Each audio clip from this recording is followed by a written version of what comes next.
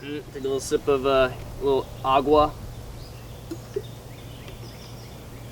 There's gonna be no. What's up? What's the point? That was a water gun, baby. Moisten the. Well, you just use it on the grass. So. Yeah. Oh. Whoa. Wait, what? What? Are we getting this? Science, people. On. And off. On. Pipeline, baby.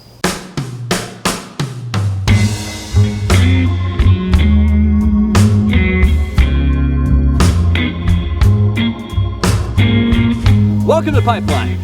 Shane Walters, the voice of reason, here with the Southern sweetheart, Kaylin Pass. Howdy. And today we have a very interesting topic, Kaylin.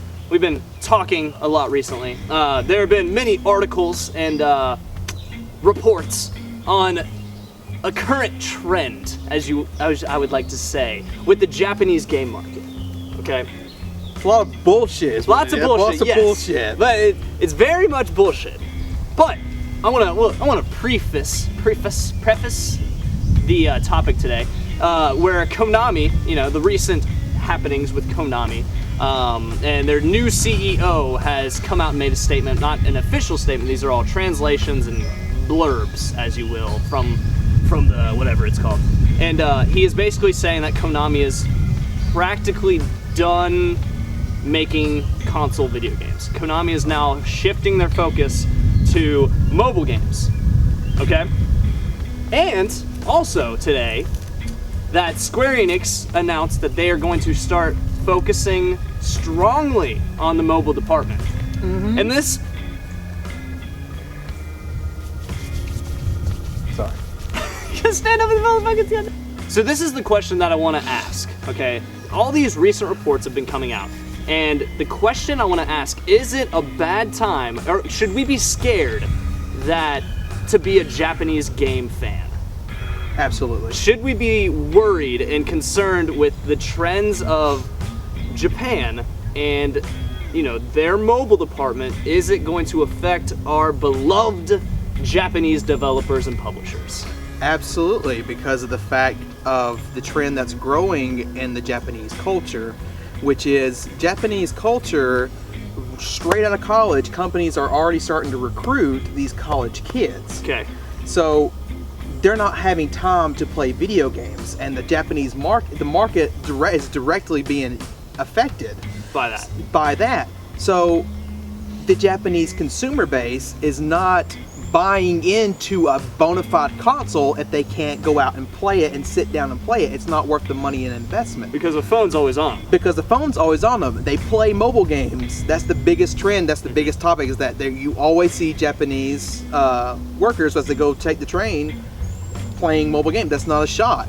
And so they're seeing an increased sale in mobiles and 3DSs and PSPs even outsold. Dude, people love PSP. They do. Yeah, absolutely. And I think PSP games are still coming out over there. Exactly. Which is awesome because I love the PSP.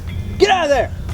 But it's fucking chipmunk. I know. Goddamn. But at the same time, we should be terrified at the fact that it's not the companies who are generally to blame. It's the consumer base. The consumer base are more buying into the mobile department, not because they want that, it's because it's more convenient. Where the money is. Yeah, it's more convenient. Okay. So the developer's saying, okay, we're going to shift our production into something that's, number one, cheaper on us. Absolutely. Number two, less production and less work. Mm-hmm. And number three, it generates more revenue than the actual console base itself. Okay, yeah, because there was another blurb from that Konami statement, and it said that they want to start selling products not as an item but as features. Exactly. Yes. That is a huge thing. And that is the most terrifying thing. Absolutely terrifying. It's terrifying because threatening our console lives. And because it's not only hitting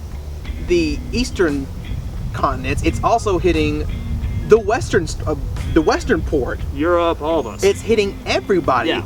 And we're the ones to blame because we're the one that's buying into it. Yeah, I mean, I don't think, we're the ones to blame, because I feel like the Western markets still appreciate consoles. Because if you look, we're still buying consoles. Exactly. We're still buying consoles. But in Japan, But you have to see what companies are trying to do. They see that mobile games are even in adults, like in older people, are starting to buy in.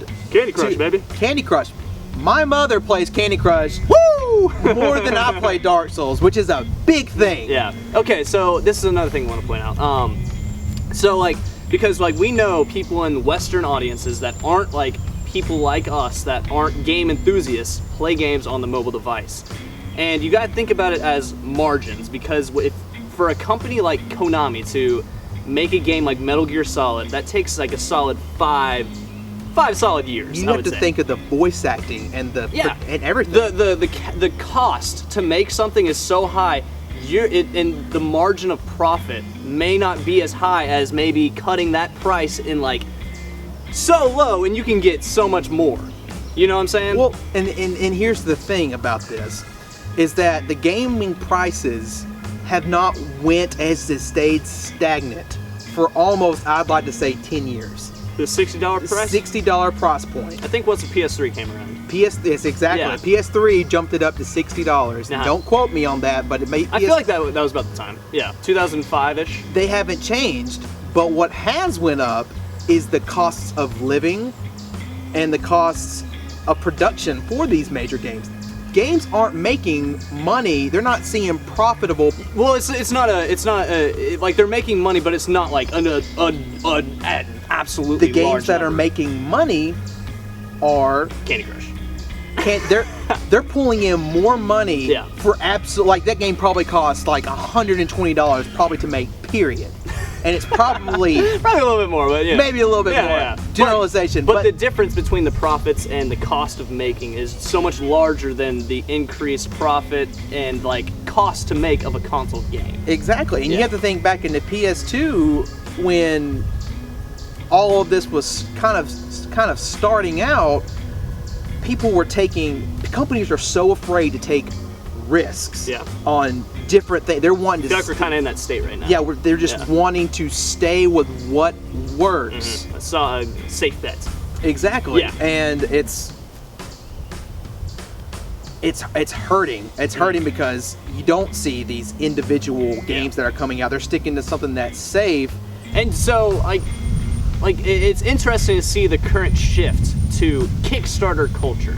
Mm-hmm. You know, so like these developers that don't want to go through a publisher can get an ideal game that they want to make funded and delivered to the people willing to pay for it.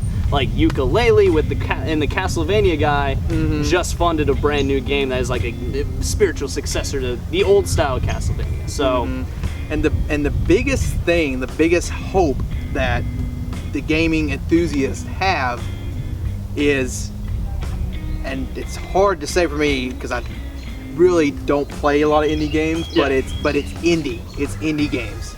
My boy. Because they're taking the creative experiences, and Western culture is a big influence on that. They're kind of, all these big name publishers are taking and holding their hands and giving them an opportunity to envelop and develop their creative ideas and creative mindsets and put it in a game that's very cost effective. Yeah. And they're seeing very good profit numbers. Yeah. And it's literally the cradle of life that we have, that we'll see. Last bastion of hope. That we will see in the next 5 years. Yeah, in the next 5 years. Yeah. That will they're pretty much like a seed right now that we just planted. It's cool.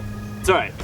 Like, one of those things is like, you know, indie games, it's odd to have that classification, you know what I'm saying? Mm-hmm. Like, indie games, when people, like, normal people see, like, a game like Shovel Knight, or if they see a game like Cave Story. Cave Story was, like, one of the very first indie games, because one dude made it. But, like, people are kind of put off when it's classified under indie, and I feel like these games don't deserve that stereotype that these are lesser experiences. That they're not a real game. Yeah, like that's bullshit. Like Shovel Knight, Cave Story, Journey, Guacamelee. You know, like you've got all these great indie games, and like people just get put off because they're called indie games. They're not real games, but they are. In essence, they're the core of what gaming is. Fun. Yeah, it's fun. Yeah, it's fun. people are looking for a more complicated experience, a more in-depth experience. You're not going to get that necessarily from indie games, but that's okay. Yeah, that's fine. But those companies that develop those indie games are the AAA companies of tomorrow. If you want to see the next big idea for open world RPGs, indie games are going to have the biggest influence on what's going to be the new exciting thing, because they have these new ideas and innovations, and they're being nourished by these big companies and being able to put it out there for the whole place to see, and they're giving them a spot. And it's crazy because like indie games like Steam, we could talk about Steam, because like Steam I feel like is the ultimate platform for game developers, because like there's no way that you can put a AAA game above an indie game on Steam. It's an even playing field. It is an even playing field. Like, I can make a game tomorrow and put it out on Steam, and it will be right there with a AAA game. What was that? Pillars of Eternity. Yeah. Pillars of Eternity. That was a Kickstarter. Yeah, it's a Kickstarter game, and look how it's freaking phenomenal. And everyone bought it and played it and loved it. You know? And there's a lot of other indie games. What's the one that Drew always plays? Risk of Rain. Risk of Rain. Risk of Rain's a good one. It's a rogue-style shooter. Dude, simple in premise, awesome. Complex in execution. Yeah. I'm gonna quote you on that a little bit. That was a good line. We need to see more of the core essence of fun, but taken a step further. And these AAA titles, they need to go back to their original formula and say, this was fun, let's figure out how to make this a little bit more expansive, a little bit more the next enveloping. Step. The next step. Because like I feel like we're at a point where we're just like, we're taking a step forward, but we still got a foot in the back door, you know? Like we this is our innovation, but like if you like they've lost the core concept of what makes gaming fun and what sells. Like there's no innovation that holds that old spirit of fun, solid gameplay. And you look over at Eastern culture, and they cannot grasp that concept. They do not want to go what's outside of the norm and independent. Dark Souls is probably the only Eastern game that has innovated at some point and still like held the whole, like, this is our gameplay is fun. Exactly, and it is literally, and this is the funny thing about Dark Souls. I'm glad we got to retake Oh God. Miyazaki was put in that company, and Demon Souls was kind of on the back burner, and it wasn't going to get as much attention as it needed to because they were focusing, I think, on Armored Core. And Armored Core. They were focusing more on Armored Core. And so they gave Miyazaki the pretty much lead on that. He says, okay, I'm going to do what I want to do, since this game's not going to be... It didn't have any publicity. It had absolutely none. It had no showings. It just kind of came out. And that was great. It was all independent ideas, new premise, and it brought everything back to the core of games like Castlevania, that with a little bit more in depth. It brought back the adventure, the exploration, the consequence of death, which is losing your progress, and the difficulty. And word got around that there's a game that disciplines and penalizes you for death. But it's all that more sweeter feeling of accomplishment and triumph. Exactly. But getting back to what we're talking about, that's an independent idea. Innovation. That was something that was never done, and that is something we rarely see in Japanese culture now that we've moved on to what's going on right now. You don't see many Japanese developers taking that kind of risk anymore. They're very stagnant. Very, and that's pretty much the gaming industry as a whole right now. It's very stagnant, very same ideas, different coat of paint. Developers are not respecting their core market's intelligence. Is my biggest thing. Those games respect your intelligence and maturity as a player. They expect you to realize like how this game works, learn the system, get good. Exactly. Get good, scrub. But the final topic that I wanted to talk about, like when we're talking about JRPGs and Japanese gaming industry and how that affects worldwide, one name that we have not dropped yet. All right, this is the big one. Nintendo. Nintendo. Nintendo is the ace in the hole, but where are they going to be in 5 to 10 years? The Wii U not selling at all. There is an official number out there. Wii U hasn't sold as much as Dreamcast or GameCube. That is mind-blowing. Dreamcast is I didn't know dead. that. I didn't know that. They have yet to sell as many Wii U's as the Dreamcast. So, but everyone has one of these. Because it's mobile. A 3DS. So, the question is Nintendo going to make another console? Or are they just going to be like, we're done making consoles, here's a Mario game on the Xbox? That would be mind-blowing. Are they going to do that, though? I think Nintendo has enough resources to put out one more console. I think they. Yeah, I think that we will see this console in the next 2 to 3 years. And if it doesn't sell like gangbusters, we could see them do a Sega and just start making games. The problem that Nintendo has is that they were trying to be ahead of everything else, and no one was willing to combat. No one was willing to take that with Wii. Yeah. You got the whole motion thing. With Yeah. the Wii U, they took a step back and said, okay, people want to be more on the couch. Well, they were trying to do like the whole reinventing itself. They're trying to reinvent the wheel. It was Wii 2. Like that was all it was. There was no added features. There were no. I mean, it was HD gaming, but like oh man, like I don't know. Take your console a step back. Let other developers work with your console besides your Zelda and besides your. I mean, yeah, they haven't had third-party support in a long time. Look at one of their best sellers, Bayonetta. Bayonetta. Yeah. Bayonetta is. Sell a lot? What'd they sell? They sell a shit ton. That's like their top selling. Well, their top selling. Well, I know it was like well received, but I didn't know what their sales number were. But yeah, no, absolutely. Like, it's one of those things where like Nintendo, you don't buy a Nintendo console for the hardware. You buy it for the games. Because they're only going to be featured on Nintendo platforms. Exactly. So like, I just like, and it's almost like a waste of money. I wouldn't say waste of money because you're wanting those characters. I feel like it's just a secondary console. Exactly, and you're scared to invest. Well, what is a Wii U? 300, 350? About maybe maybe like 175. Maybe let's say 175. Probably just the case. I think with the gamepad it's like 250, so 300. Okay, well, you're afraid to invest 250 and not get fucking Call of Duty. Exactly. Or the games that you absolutely love. It's not a definitive. It's not your console. It's a supplementary console. When you can get your PlayStation 4 or your Xbox One and get the games that you love, but kind of Nintendo phase in and out. Yeah. Like just like.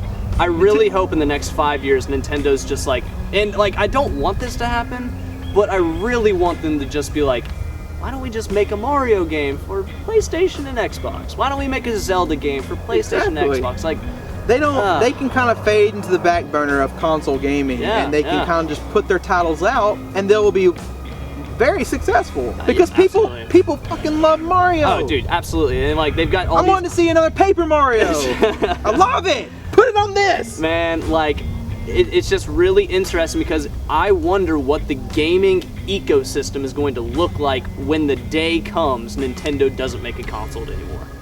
What is the ecosystem gonna look like when Nintendo backs out of hardware development?